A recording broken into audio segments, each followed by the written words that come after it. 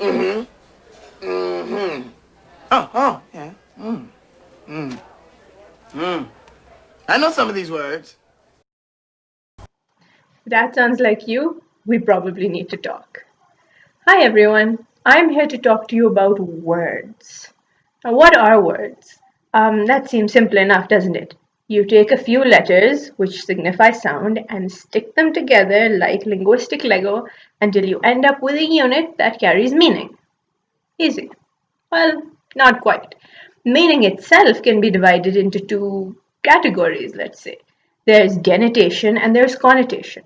Denotation is the literal dictionary meaning of a word, and connotation is the emotional meaning of the word. Now, when I say emotional meaning, let's unpack this a little bit. Words mean a thing, but they can also imply a lot. They can imply a feeling or a texture or a weight or a smoothness or glossiness, depending on what words you're using. This is why we have so many synonyms for color words, because they'll be using implications to talk about things like intensity or lightness, or connecting it with things like flowers or plants to give it more wholesome feelings. You can probably spend your entire life never using more than a few synonyms for anything in your writing. And that's fine, but knowing what words can do really pulls your writing up to the next level. And more importantly, it opens up a whole world of writing to you that would normally have been closed off because you never really bothered to find out what those words really were trying to say. I mean, you get, let's say, 60% of what you're reading and you say, yeah, that's fine, I get the gist of it. But it really, really does help as a reader and as a writer to really think about the building blocks that go into what you're looking at. Try this activity. Pick a color. It could be your favorite color or it could be a color you're wearing. Let's say gray. Now, gray in and of itself is the simplest and broadest color word that we could possibly use. If you use it in your writing, your readers are going to say, okay, gray.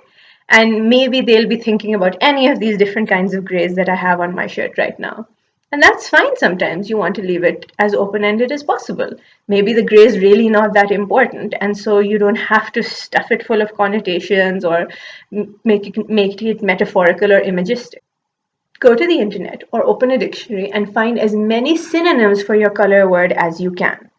I'm not officially doing this right now, but off the top of my head, synonyms for gray could be ashy, smoky, slaty, concrete. What I want you to do is take those synonyms and, without looking up anything else, put them in a list of most gray to least gray. Just try and figure that out for yourself. See what words evoke what sense in your mind. What makes more sense to you for a lighter gray or a darker gray? Is it smoke or is it concrete? Then, when you're done with that, try and write a texture for each of these color words. What texture does ashy gray tell you? Feels like maybe something very dry and powdery and not entirely very pleasant. Concrete would be rough and harder and more harsh and industrial. You can use as many texture words as you want, but start with one to begin with. If you move away from gray and pick an actual color like, let's say, purple, that adds a whole new dimension of complexity because now you're not just looking at lights and darks or textures or intensities, you're also looking at mixes. That's a bit weird, isn't it?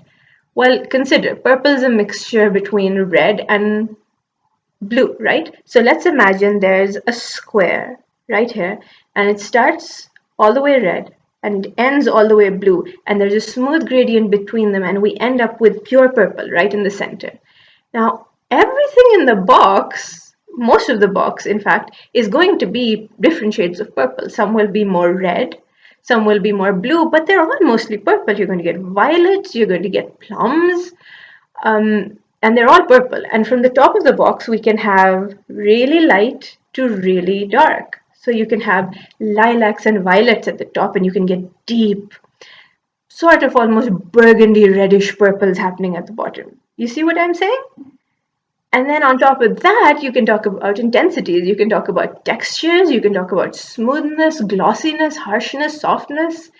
And then you can use words like, well, violet, plum, grape, and so on to really carry forward that connotation of richness and juiciness and wellness.